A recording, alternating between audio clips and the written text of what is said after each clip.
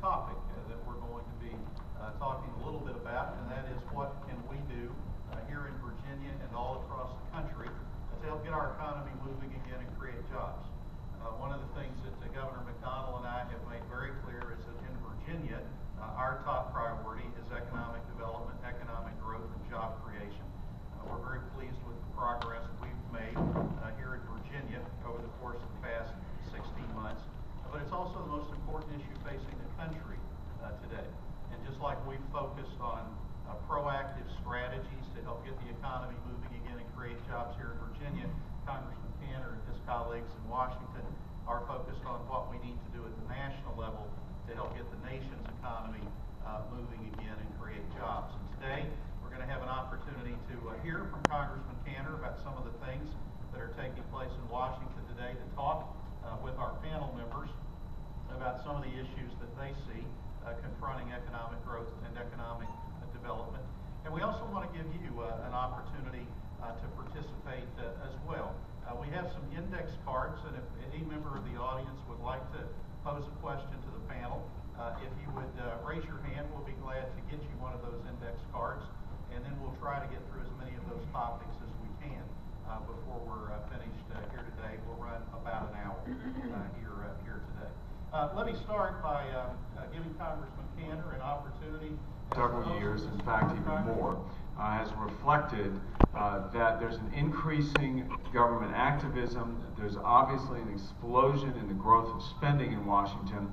And what we want to talk about today is what kind of things are standing in the way for our job creators to begin to invest again and create jobs. We know the unemployment sits still around 9%. It's unacceptably high for the nation. Here in Virginia, there's no exception.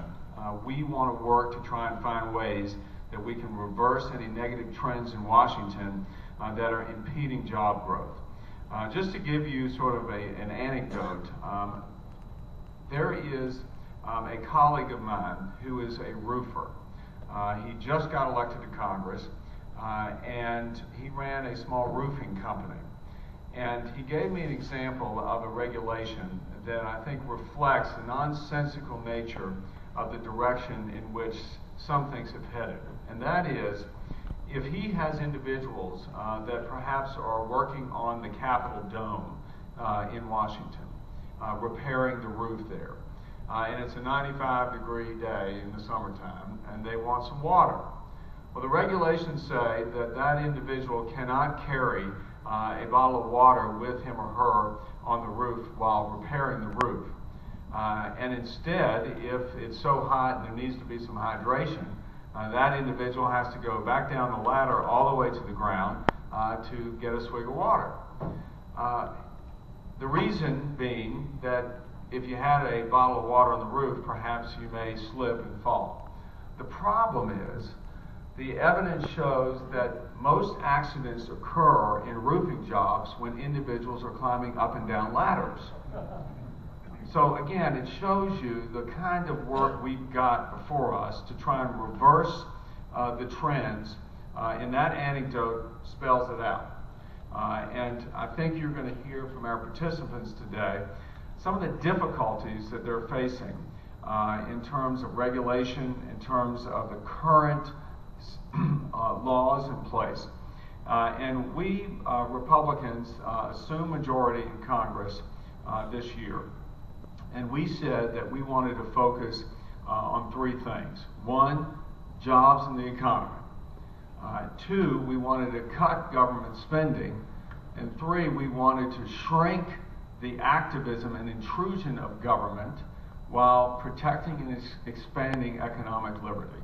And that's what this is about today, is to determine where we should go in terms of making it easier for folks to create jobs. We've got a real effort when we go back to Washington to focus on that while we're dealing with the fiscal situation that we have been faced with in this country. Obviously, that's very important. We need to live within our means in Washington. And I think that Fletcher is going to address some of the global macro conditions. But in the end, what we want to focus on is creating a better environment to create jobs. So, Lieutenant Governor, I'm delighted you're here and to be with you. So I'll turn it back over to you. Work from Maine to Florida, primarily electrical construction as well as general construction. A lot of federal government work. Some of the large things that affect us right now have to do with the National Labor Relations Board. A lot of rulings are coming down, and it's sort of crazy. These, the project labor agreements and the like. Had a chance about 6 weeks ago to go over to Capitol Hill and also testify in Jim Jeffords' small committee with small business. It's unconscionable that we are discriminating against 90% of the workforce, which is non-union, for the betterment of union contractors. These project labor agreements are very discriminatory and they hurt us. Also the EEOC, there's a number of items that are happening with, these days. That's true, thank you. I am responsible for consumer banking at Union First Market Bank, and so I would tell you the two things that are most on our minds these days are how do we grow earning assets, that is, how do we make loans. And on the consumer side of the house, I can tell you we have very reluctant borrowers. Part of the problem is they're concerned about job stability, and they're also not seeing a rebound in their housing values, which is an important asset to our consumers. The other issue is the regulatory environment, and you all are probably familiar with the Dodd-Frank Act of last year. It's 2,300 pages long. We are very uncertain about the impact of that act on our business. We can tell you that with 2,300 pages and 250 new regulations, we don't think it's going to be good for us in a lot of ways. We're concerned about additional overhead. We're concerned about processes that are not going to be good for our teammates or for our customers. And we're also concerned about stifling innovation in our business. So I would say those are the two big things for us. We're going to be focusing on, going back up to Washington next week, is how do we promote that growth? Central to that is the tax system, as you say. And it's interesting you point out the lack of conventional financing for these startups.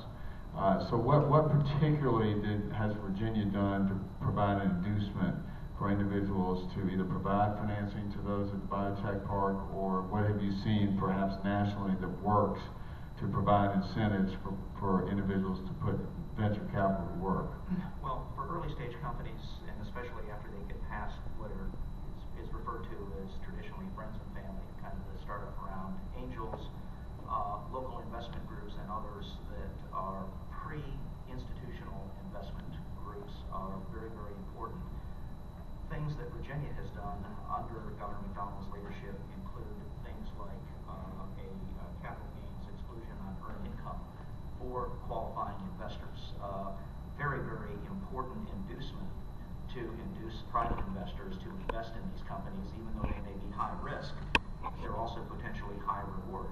Another innovative thing that Virginia has done is provide for a research and development tax credit. And this is something I think that could also be instituted at the federal level, where companies who are investing big dollars in research and development to bring these promising products to the marketplace are spending tremendous sums of money, and these are monies that are being spent often from the investors. Most times these companies are... If you could sort of elaborate a little bit, because that is some of the concern that many of us have in Washington, is that if the macro signs seem to point perhaps to a beginning of coming out of the recession and some beginning of some growth, your point is we can't make that same mistake that was made back during the 30s and go back down into a depression. And if it is due back then to government action, and that is government picking winners and losers, that's a real concern of ours. I mean, we talked, I think, just before this, as far as action taken by certain regulatory agencies, whether it be the FCC in terms of net neutrality, whether it be the EPA in terms of its moves, or whether it be the recent moves by the NLRB.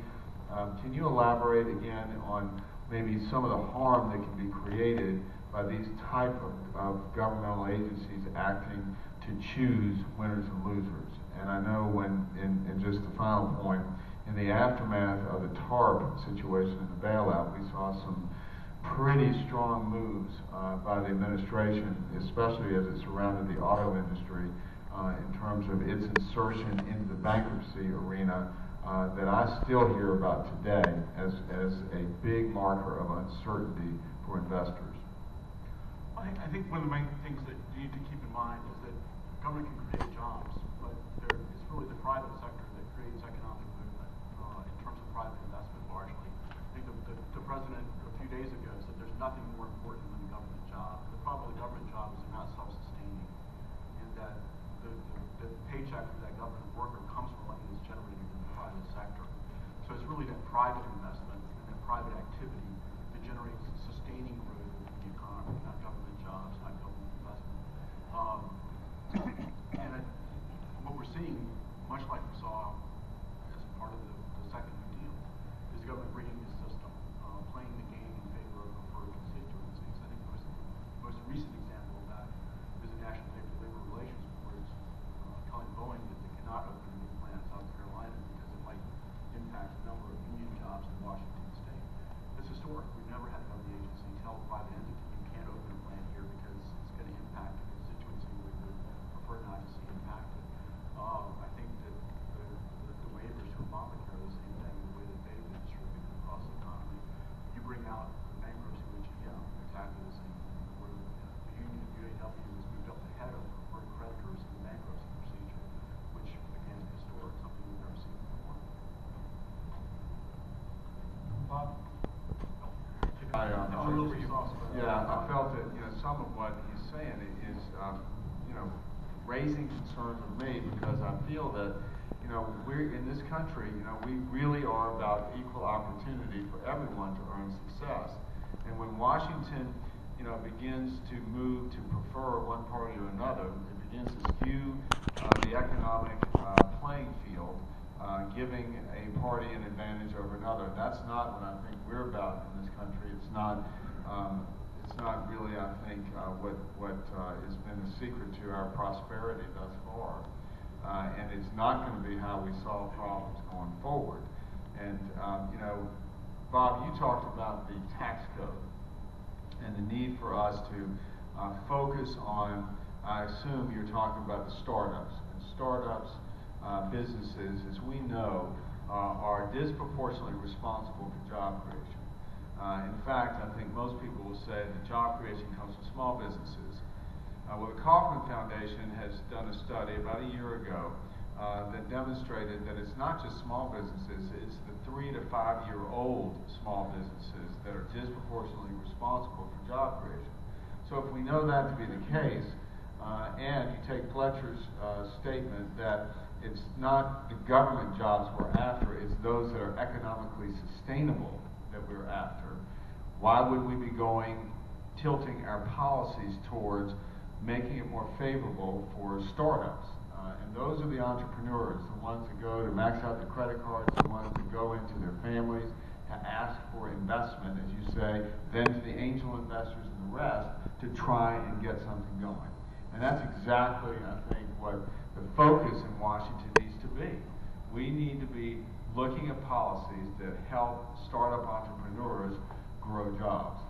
And so I'd ask you, Bob, if you could, focus a little bit more maybe on what goes on in the biotech park and the innovation that has stemmed from people being willing to go take a risk. Those things make a difference. So for the panelists, and again, we'll start here, John, and work down with anyone who cares to comment. From the perspective of your business, what can we do to make the tax code more business friendly and enable companies like yours to create jobs? Great. Prime example right now with fuel costs as high as it is, we're looking at possibly buying renewable, type vehicles, whether that be natural gas. The infrastructure is woefully low right now, though. I mean, you would really have to have a lot of filling stations that can use that type of technology. But government could certainly help from a tax, standpoint with credits, refundable credits that would assist, because the cost of these trucks are approximately 30% more than what a normal truck would cost. I mean, just our fuel bill, we have over 100 trucks on the road. Other kinds of things. The use of creative tax policy, like we've been pointing to, I think, where it induces the private sector to make investments in the private sector, thereby creating the jobs. That's what really begins, I think, to drive the economy. And that's where I think, again, we would commend the administration for taking the actions that they've taken. We need a lot more, but I think this is a perfect case where the federal government can take a cue instead of what the thinking has been for the past several years, which is, well, let's just pour money in. Really. Right. We believe firmly that in order to secure an energy future for the country, you got to start with maximizing energy production at home. That includes fossil fuels, and we've gotten into a pretty robust debate at the federal level about whether it is appropriate for us to continue to tap into our resources both on and offshore. I always like to say, Governor, the Virginia legislature as well as our governor and you have led the way, because we, to my knowledge, are the only state on the East Coast who has said that we want to see deep sea exploration off of our coast, because not only does it help contribute to a national energy policy and our national security, it also will help promote jobs here in the Commonwealth. Unfortunately, we've had an administration that has dragged its feet. And in fact, after what happened in the Gulf last summer, the administration has essentially de facto imposed a moratorium on any further activity in existing areas of production, as well as removed Virginia and other leases from the 5-year plan. And so we just passed a bill a few weeks ago in the House which would reestablish Virginia as a place where we could anticipate activity to occur. The administration rhetorically seems to hear us and say that they agree. We need to see action, though, because again, it's the dragging of feet which essentially provide a moratorium on any future exploration that we want here in Virginia. But all in all, I think as John and Neil both pointed out, rising fuel prices, $4 a gallon gasoline, is not good for economic recovery. I mean, that's just common sense. And so it's a cost to job creators. It's something John pointed out that perhaps his employees will not have an additional job to go to if his company is unable to compete because of fuel costs. And again, that is something that we can try and address straight on, and we're urging this administration to do that. And the ultimate irony, and I'll get off my soapbox, but the ultimate irony is that at the same time that we're not allowing the development of the reliance on foreign oil, but we have a global market for fossil fuels. So the quicker we can get to some alternative that's economically sustainable, I think all of us can agree we'd be better off. But I think as Fletcher makes the point, right now we just need to see the return to robust investment in all areas, including energy and alternative forms of energy. And instead of Washington picking winners and losers as to which form is best, let's go focus on the basic research and be a leader in alternative energy research, and perhaps we can find the answer.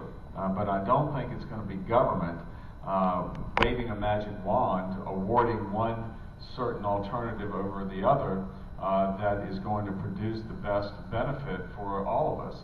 I think case in point is the ethanol credit.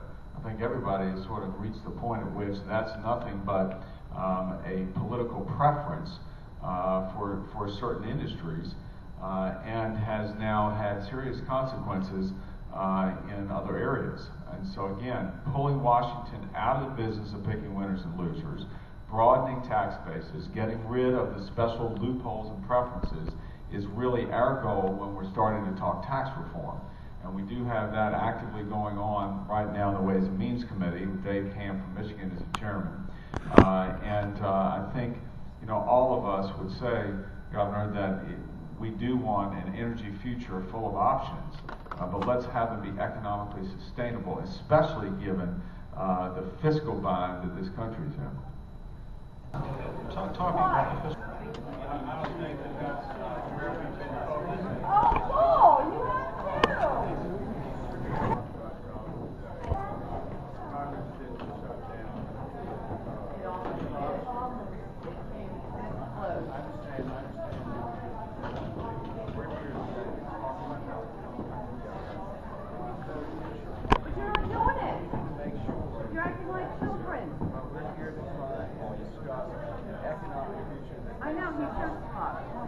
the most loved human being I've ever seen in my life.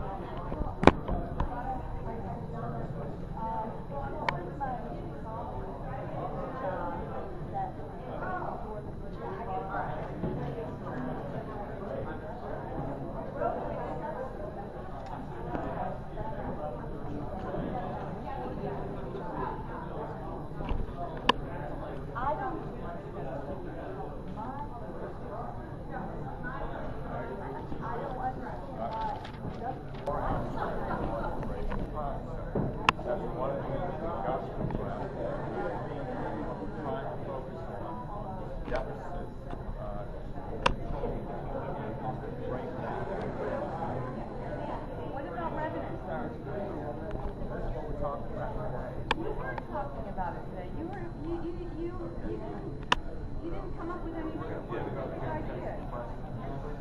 We're here to talk to job creators and others. You said you listen to the people. What about I'm the regional organizer for MoveOn.org. Sandy, for Martin Images, what do you think of Cantor's responses? Pardon me? For Martin Images, what do you think of Cantor's responses? I think they were rhetoric. I just think they all are repeating the same lies, and people are starting to believe them. For example, cutting the federal deficit will create jobs. That is a lie. It's not true. It creates fewer jobs because these people are not spending money because they're out of work. Secondly, cutting taxes on the rich creates jobs. We know trickle-down does not work. Cutting corporate income taxes creates jobs. American corporations don't need tax cuts. They're sitting on over $1.5 trillion worth of cash right now. They won't invest in additional capacity or jobs because they don't see enough customers out there to spend on their products. Finally, cut in wages and benefits creates jobs. $7.25 is not a living wage, and they want to reduce it even further. It is absolutely ridiculous. He talks about bipartisanship. There's no bipartisanship up there. It's not. It's them against them. Each other. They're battling. They're not thinking of us here in the people. What about nitpicking at the questions today? Nitpicking of the questions. Oh, I know. Yeah, they screened him, and I asked the woman over there. I said, "You're screening these questions, aren't you?" And she said, "Oh no." No, they did. They picked and chose what they wanted to ask. All right, thank you, Sandy.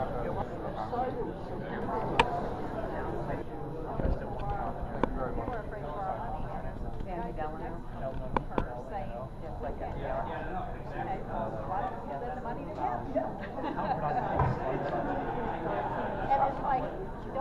I think it was a planned event that they all said what they were supposed to say, and I don't think it gave the people in the audience enough opportunity to ask questions and get answers. I don't think it was today. I think it was just them talking about, ideas, but nothing coming out of Congress. What would you like to ask? Your response on it? You're talking I really would like to hear, I'm not a math whiz, but I really would like to hear how the cutting taxes on the rich helps create jobs. It just doesn't make sense. Also, finally, just on this political posture, it's cementing the party's advantages to your side of the house versus actually I agree. Is that what you're saying? Yeah. It's crazy. Thank you.